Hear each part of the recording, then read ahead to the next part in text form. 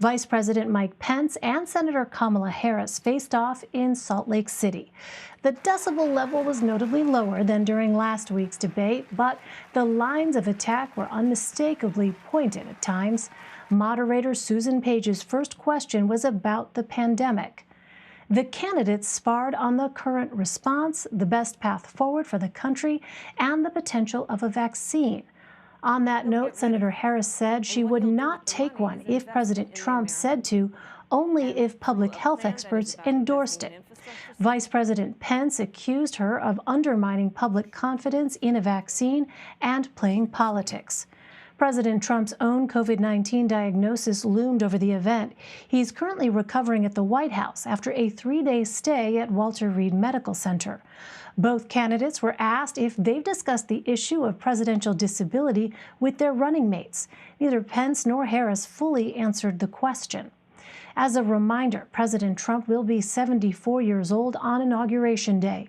Joe Biden will be 78 years old. That means whoever wins, 2020 will see the oldest president in U.S. history ever elected. These and other moments are sure to make headlines. The candidates hit on numerous topics, including health care, the Supreme Court, climate change, and racial injustice. Here's some of what you may have missed.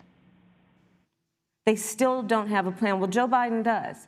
We need to save our country, and Joe Biden is the best leader to do that. And frankly, this administration has forfeited their right to re-election based on this. The reality is, when you look at the Biden plan, it reads an awful lot like what President Trump and I and our task force have been doing every step of the way. It looks a little bit like plagiarism, which is something Joe Biden knows a little bit about. You respect the American people when you tell them the truth. You respect the American people when you have the courage to be a leader. The American people have had to sacrifice far too much because of the incompetence of this administration. If the doctors tell us that we should take it, I'll be the first in line to take it, absolutely. But if Donald Trump tells us that we should take it, I'm not taking it. If the vaccine emerges during the Trump administration, I think is unconscionable.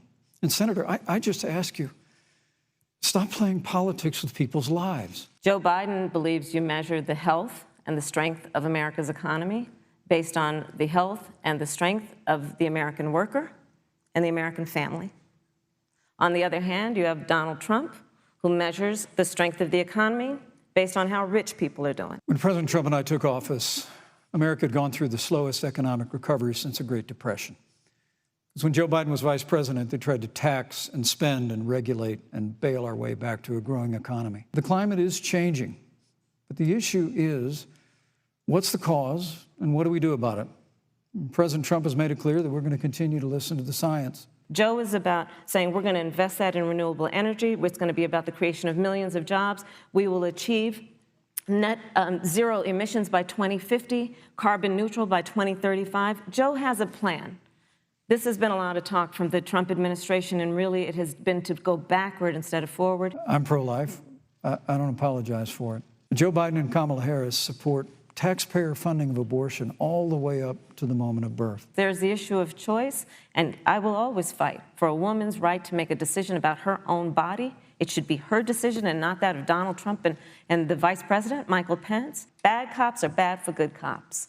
We need reform of our policing in America and our criminal justice system, which is why Joe and I will immediately ban chokeholds and carotid holds. George Floyd would be alive today if we did that. And I must tell you, this presumption that you hear consistently from Joe Biden and Kamala Harris, that America is systemically racist, and that, as Joe Biden said, that he believes that law enforcement has an implicit bias against minorities, is a great insult to the men and women who serve in law enforcement. We don't have to choose between supporting law enforcement, improving public safety, and supporting our African-American neighbors and all of our minorities. The reality of this is that we are talking about an election in 27 days, where last week the President of the United States took a debate stage in front of 70 million Americans and refused to condemn white supremacists. We have a free and fair election. We know we're going to have confidence in it.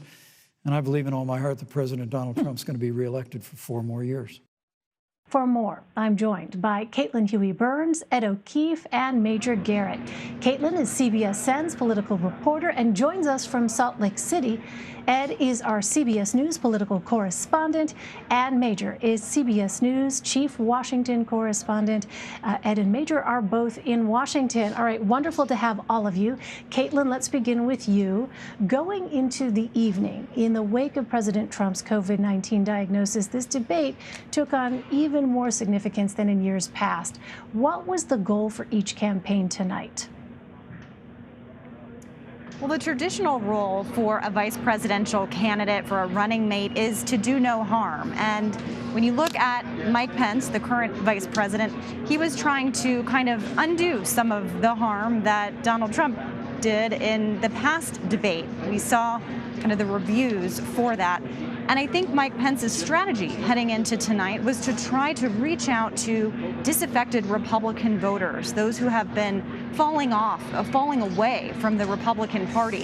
He tried to talk to them on messages of the economy, trying to not talk about coronavirus, but rather try to paint Kamala Harris as a figure of the far left. You saw him try to connect her to Alexandria Ocasio-Cortez.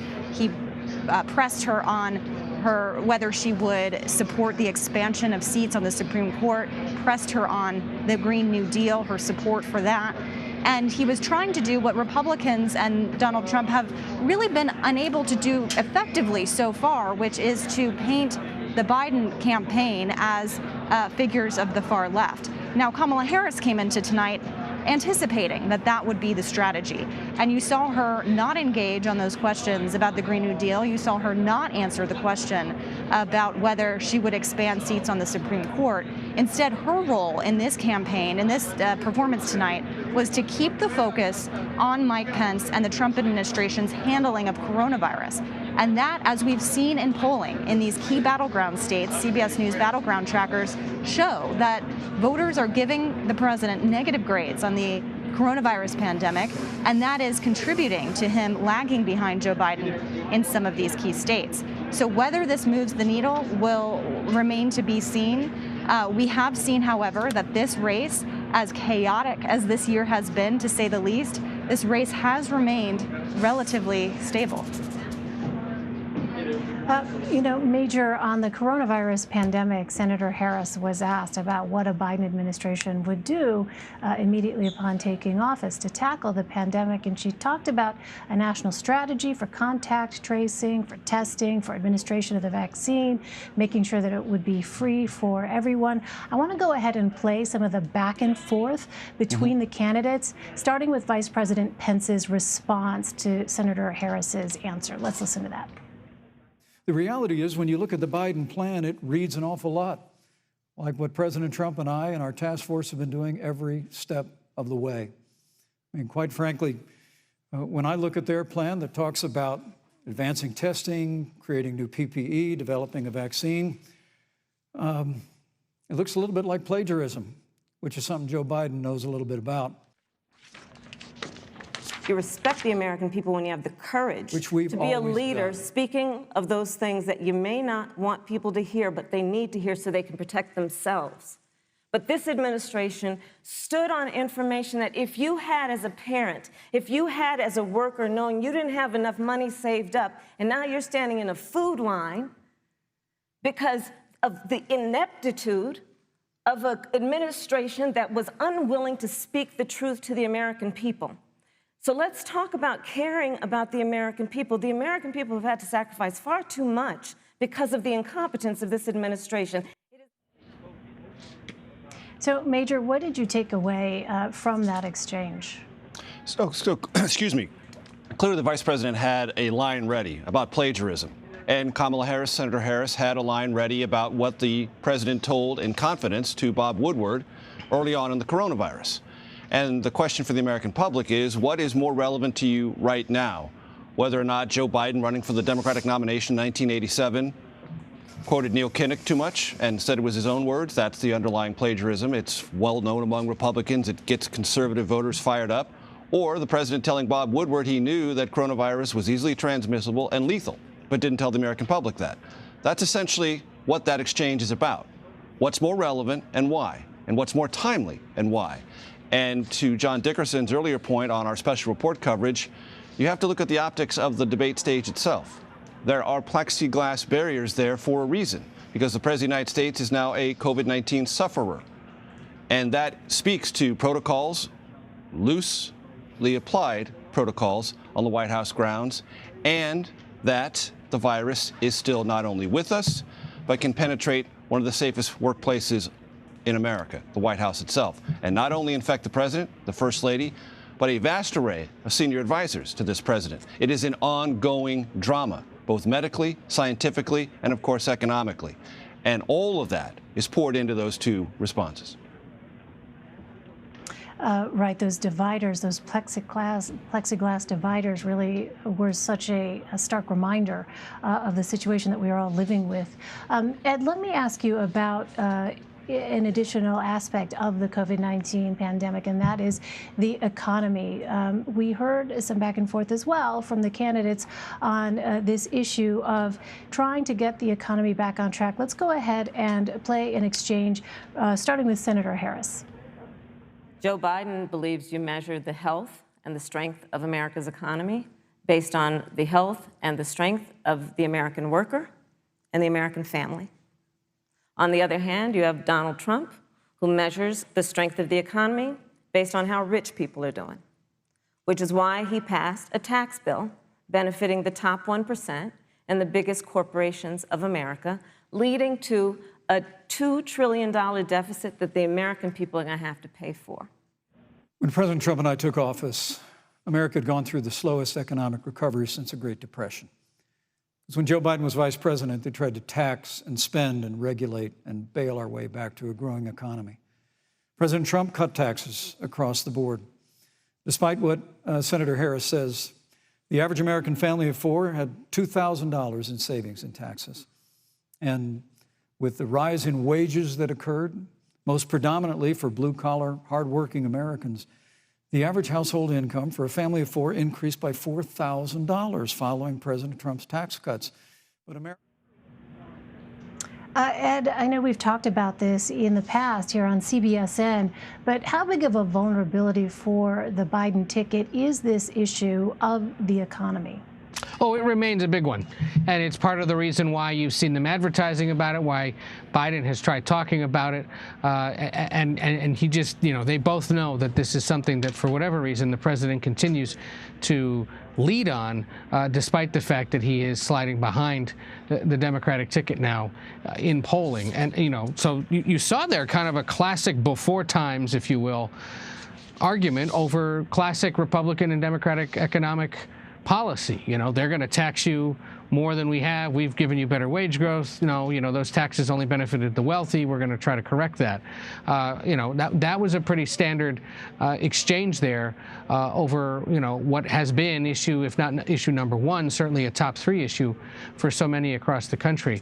But I think at the same time, even though they're trailing on that, Democrats know that they're doing okay otherwise. And so that's why you continue to get this sort of noun-verb pandemic routine from Biden and Harris, because they know that that is now an even more top-of-mind concern to so many when even the president is infected with it, and something that has worked for them throughout. And just passing along something here, there was, first of all, I love the fact that none of us are interrupting each other, unlike what we saw there for 90 minutes.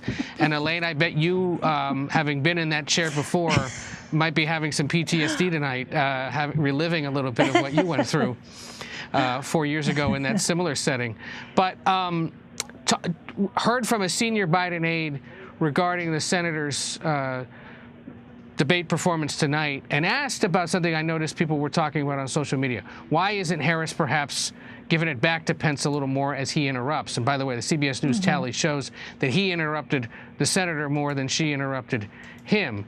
This aide who was involved in debate prep said that they think that she did great delivering her hits. A good debate performance is a mix of hitting hard and selling positive. Unrelenting negative is not the goal. The senator, this aide says, delivered everything we wanted and more. Plus, the vice president, talking over her, pushed away any chance of getting women back to the Republican side. And that is a fair point. They are slipping precipitously in the gender gap specifically. Women now, poll after poll after poll in battlegrounds and nationally, favor the Biden-Harris ticket. And it's likely, given the performance from the vice president tonight, that they didn't do anything to help themselves in that regard. So let's follow up here with Caitlin. You know, on this notion of the interruptions, I'm looking down now and I see that apparently Vice President Pence spoke about 3 minutes more than Senator Harris, 38 minutes and 2 seconds to 35 minutes and 20 seconds. And yes, by the way, Ed, you are correct. A little bit of flashback going on watching that. You know, the truth is, sitting in a moderator's chair, there are limited tools available if someone is intent on going over their time. So let me ask you, though, Caitlin, on this issue that Ed brings up, hearing from the Biden campaign on this notion of women especially being, you know, perhaps not at all pleased by what they saw with respect to some of these interruptions. I was seeing on social media as well commentary about that, and some women joking about the familiarity of that feeling of being interrupted by a man. So, Caitlin, what about that? How much has that group, women, suburban women particularly, how critical a group is that now in 2020? It's extremely critical. And when we look at the polling, the Trump campaign is really hemorrhaging women voters to Joe Biden. And the Trump campaign often talks about comparing polls from 2016 to now. And that's kind of one of their arguments when we're talking about polls. They say, well, you guys are wrong in 2016. What they don't talk about, what they don't like to talk about, is that 2018 midterm election, where we saw women, particularly in the suburbs, leave the Republican Party en masse and support the Democrats, and that helped them win back the House majority. Now, we'll see if it's different in a presidential race, of course, but what we see in the data so far is that women are saying that they don't like the president's behavior and they're inclined not to support him because of it. And that's why I think you saw Mike Pence try to kind of clean that up. What the president did in the debate last week, constantly interrupting. I think Mike Pence was trying to put a kind of rosier spin on things, although he still interrupted Kamala Harris. And I should say that, you know, for women candidates, this is a difficult thing that they have to navigate and think about how to respond. You know, there's the question of whether a woman could have said what Joe Biden said on the debate stage last week when he called the president a clown and told him to shut up. So in the preparations for this debate, those kinds of things are on the minds of the women candidates. But again, looking at this question about whether the ticket did anything to advance their support, to grow their support that they desperately need among women voters, who are not a monolithic group, of course, but that is something that they need to do and make up ground. And people already are voting. We should note that over 4 million people have voted early so far. Major, let me turn to you on this topic as well, because Sure. optics are very much, you know, part of how it is that the American people evaluate candidates. And the fact is, Kamala Harris is a woman of color. She's only the 4th woman ever to participate as a vice presidential candidate in that kind of forum. So what are your thoughts with respect to tactics and approach? Does that matter, especially now when we look at the events of 2020, where there has been much reflection across the country about racial injustice, racial equality, questions that perhaps had not received the same level of scrutiny and intensity of scrutiny that they have, you know, in years past. There's definitely a different sort of atmosphere with respect to these kinds of issues. There is a very different atmosphere, and there's a lot to get to there, Elaine. I'll try to get to as many of those topics as possible. I think there was something very stylistically important, and just because it's stylistic doesn't mean it doesn't have weight. I think this will. And back me up on this, Caitlin and Elaine, because I'm sure you heard it as well. When she was being interrupted, Senator Harris did not look at the vice president and say, "Don't interrupt me." What did she say? "I'm speaking now." I think that is an important stylistic difference. She's not giving the vice president an order. stop interrupting me. She is asserting, I'm speaking now. And I think many American women heard that and said, I know what that feels like. I know what that is in that moment. I'm speaking, and I should be allowed to speak. That in itself, if you'll allow me to say something that's patently obvious, but I think is structurally important, is voice. Let me have my voice. And I think that was, if not an overt, a certainly subliminal message to women in the audience. To the point you raised about the historic nature of Senator Harris's vice presidential nomination. Having covered the Obama campaign in 2007 and 2008, I remember how Michelle Obama was frequently and viciously portrayed as an angry black woman. And that angry black woman, there was something disconcerting about that, or potentially even dangerous about that in American political life. And it is an atmosphere around Senator Harris and how to comport herself on this very, very big stage, the biggest stage she'll have between now and Election Day. And you could see that there were efforts on her part to hold her ground, but not be placed in a position where she could be accused or portrayed as some kind of angry black woman who could not control the environment in which she was operating.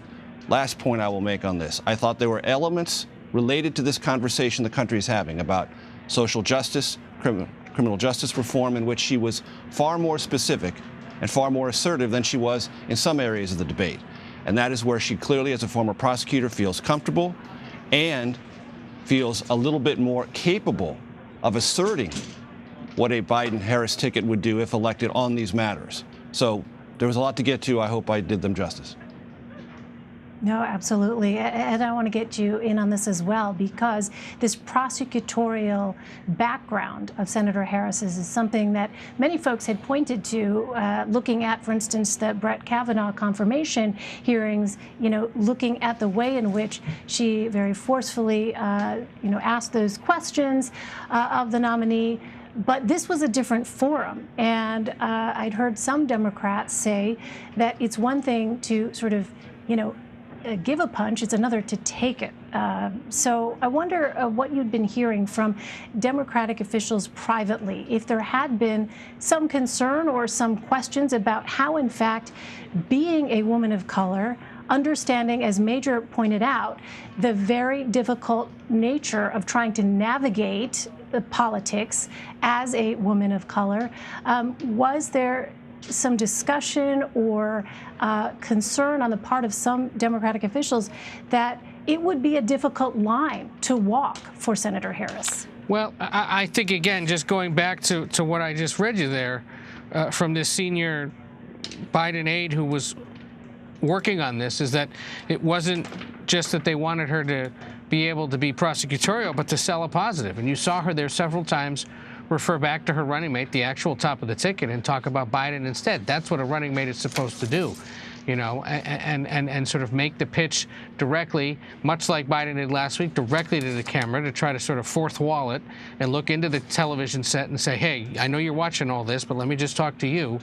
That was something that worked quite effectively for Biden last week, and that she's quite good at, and that she did as well. Remember, if you're in California politics, really the only way you reach people is through television advertising, quick TV interviews, or televised debates, and she's pretty good at them. And that showed tonight. She's able to deliver her lines, to attack when needed, and yes, to sort of take the incoming from the vice president, but do it in a way that didn't come across as angry. This is something that we know they are training the vice president, the former vice president Biden on, and that they clearly did with her to some extent as well. Keep your cool. Keep the temperature down. Don't let them get under your skin, because that's what they're trying to do. They're trying to get you off-center, to have you lose your cool. Biden didn't do it last week. She didn't do it tonight. And we should, again, mark this. I don't think there's been enough said about it in the lead-up, frankly, with all the other things going on, and because she is the third woman to appear on a debate stage, but the first African-American. This is a big, historic moment. We've never had this before. It shouldn't go unmentioned. It shouldn't go, we should acknowledge it and to some extent celebrate it, because this is another achievement, and we'll see what happens in the next 27 days. But if anything, this moment has happened, and it's an important one. And to Major's point as well, Caitlin, I know you also dwell on this when it happens. Neither of these two candidates really answered the questions tonight. On a very important one, have you had the discussion with the number one about presidential disability and potential succession? On questions of climate change, abortion, whether you would expand the Supreme Court, and other issues. And, you know, there were some other topics that, once again, for the second debate in a row, weren't discussed. There are some real immigration issues in this country right now, and there have been some revelations about the administration's immigration policy. Those haven't been brought up or discussed at all. There are obviously other concerns, more specifically with the economy and the potential economic rebound, the fact that there isn't a stimulus deal being put together here in Washington, and what fault does the administration bear for that? What would a Biden administration do if one hasn't been cut by the time they take office, if they take office? So hopefully those are areas that will be explored in the coming ones. But boy, oh boy, I mean, last week we got so distracted by the noise and the interruption. I think tonight, just in the way that they both debate, it was so much more evident that they were doing whatever they wanted to do and kind of avoiding the direct question. And I think especially on those questions of have you had the conversations about when or if you'd have to take over, not having those answered tonight, especially in the case of the current vice president, is telling. Because there are a lot of people worried about that and who see a 74-year-old running against a 77-year-old and wonder, you know, should we be having a more serious discussion about the fact that we have some very old people running this country? Mm-hmm. You know, Caitlin, I want to. Yeah, go ahead, Caitlin. Both of these candidates are well trained in media, and they borrowed from a technique that we all use, which is answer the question that you want to answer, right? Don't answer anything that you don't want to, pivot. And that's what we saw from them, because we are 20-something days away from an election day, even though people are already voting. And these two candidates made clear that they don't want to give the other side any room to kind of take that inch. But it is very notable that many of these questions were not answered by the candidates. And it just goes to show how much the pandemic is quite literally front and center of this campaign, made clear, of course, by the plexiglass, but also something that we've seen really shaping the course of this race. And, you know, I want to also, control room, play SOT number 26 here momentarily for our viewers, because one of the questions that certainly a lot of folks, at least on social media, seem to be quite interested in the answer to was the question of accepting a transfer of power with the election results. So if we can go ahead and play Vice President Mike Pence, let's go ahead and play that for our viewers. When you talk about accepting the outcome of the election, I must tell you, Senator, your party has spent the last 3.5 years trying to overturn the results of the last election. It's amazing. When Joe Biden was vice president of the United States, the FBI actually spied on President Trump and my campaign. I think we're going to win this election. President Trump and I are fighting every day in courthouses to prevent Joe Biden and Kamala Harris from changing the rules and creating this universal mail-in voting that will create a massive opportunity for voter fraud. And we have a free and fair election. We know we're going to have confidence in it. And I believe in all my heart that President Donald Trump's going to be reelected for 4 more years. So, Major, I'm going to give you the last word here as we close out the night.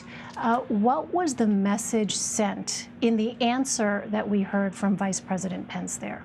So the vice president tried to turn this whole question of the president's ambivalence about a peaceful transfer of power, the first ever uttered by a sitting U.S. president, into, well, you denied us a peaceful transition with the FBI investigation. That's going to be litigated not only in conservative media, liberal media, mainstream media as part of this campaign, and there's an ongoing investigation, and there are revelations that both sides point to justify their various assertions. On the question of whether or not increased mail-in balloting is a pathway to rampant fraud, the evidence is clear. It is not. And the continued assertion by President Trump and Vice President Pence that it is false. It is simply not true.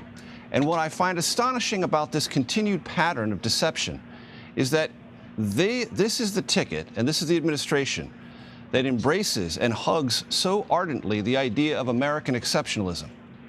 except when America conducts an election. Apparently there, we are all either frauds, bumblers, incompetents, or fools. That has nothing to do with American exceptionalism. And I wonder if they actually believe that Americans are hell-bent on creating an atmosphere of crime around a presidential election. I've seen no evidence of it. There is no evidence to point to suggest that's true. And yet, this assertion comes from not just the president, but the vice president. It can only have one purpose: to sow confusion and doubt. Well, on election night, that doubt will come up against voters who cast their ballots and rendered their own judgment, and we'll see what happens. Major implications. All right. So grateful to you all. Caitlin Huey Burns, Ed O'Keefe, and Major Garrett. Thank you all for joining us.